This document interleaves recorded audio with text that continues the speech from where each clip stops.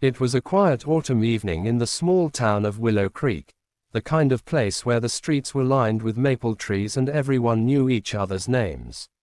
The golden light of sunset washed over the town square, painting everything in a soft glow of peace that was about to shatter. Sarah Miller, a widow in her early 30s, walked home from the local grocery store with her 8-year-old daughter, Emily. Her husband, Daniel, had died 2 years ago while serving overseas. Since then, life had been a slow battle against grief and survival. Her small hands gripped the grocery bags tightly as Emily skipped beside her, humming softly, a small smile lighting her innocent face. "Mommy, can we make pancakes tonight?" she asked, eyes sparkling. Sarah smiled weakly. "Of course, sweetheart. We'll make them just the way Daddy liked them." The words still hurt to say. Daniel's name was a memory that lived in every corner of their small house. But Sarah stayed strong, because Emily needed her too. They turned into a narrow street leading to their home. The lamps flickered weakly, and the air felt heavier, colder. Sarah didn't notice the group of men leaning against a rusted pickup at first, until one of them spoke. Well, look who it is," the tallest man sneered, stepping forward. His name was Rick Dalton, known around town for trouble.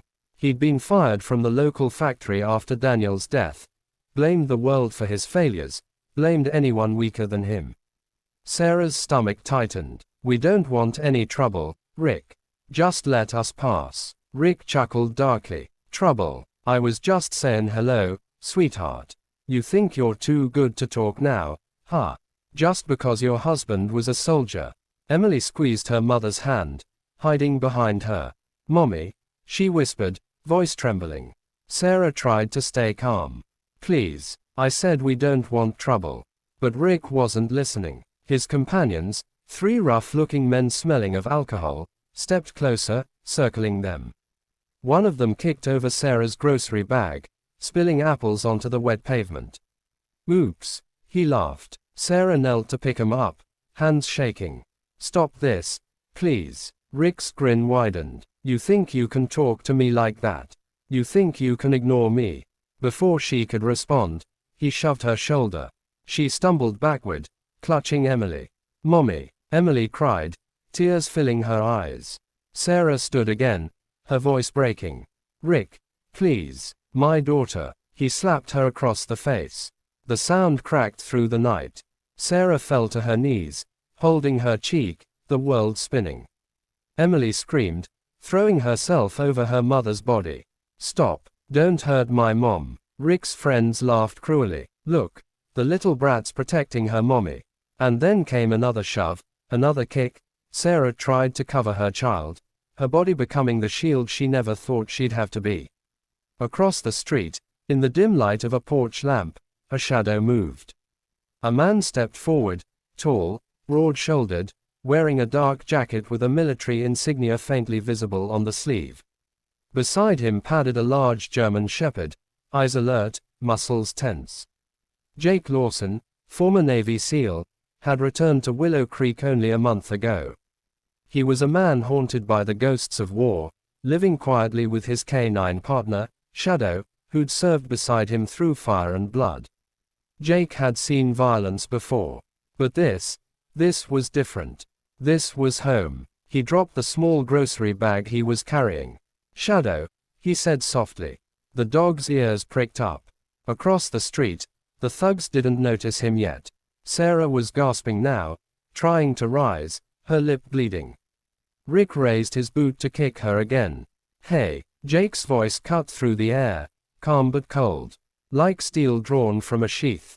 All heads turned. Rick squinted. "Who the hell are you?" Jake stepped closer, his boots echoing against the wet asphalt.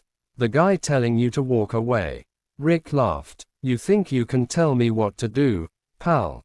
Jake's eyes didn't blink. "Last chance." Rick snorted and took a step forward. "Or what?" That was when Shadow growled. A deep, thunderous sound that rolled through the alley. The men froze for a second.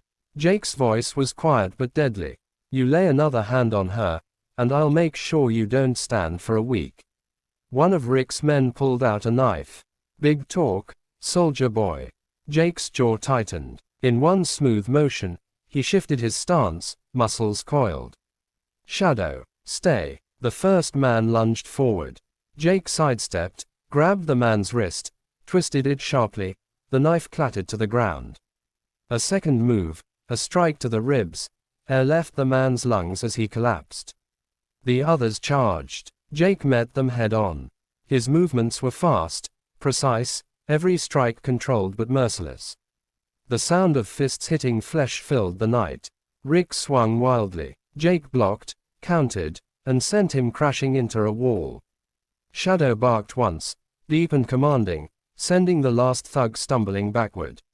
Within seconds, it was over. The men groaned on the ground, defeated. Rick tried to crawl away, clutching his ribs. Jake stepped closer, eyes burning. You ever touch her again, I'll make sure the sheriff hears every detail.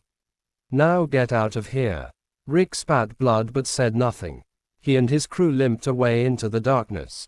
The street went quiet. Jake turned back. Sarah was still kneeling, holding Emily tightly, both shaking. He crouched down slowly, voice soft now. You okay, Mom? Sarah looked up through tears.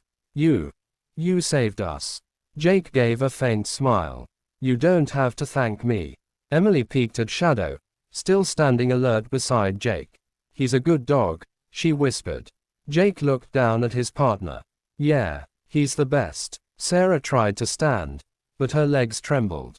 Jake gently offered his hand. Let me help you. She took it, her fingers trembling in his strong grip. For a moment, something unspoken passed between them. Trust, gratitude, and something deeper neither could name.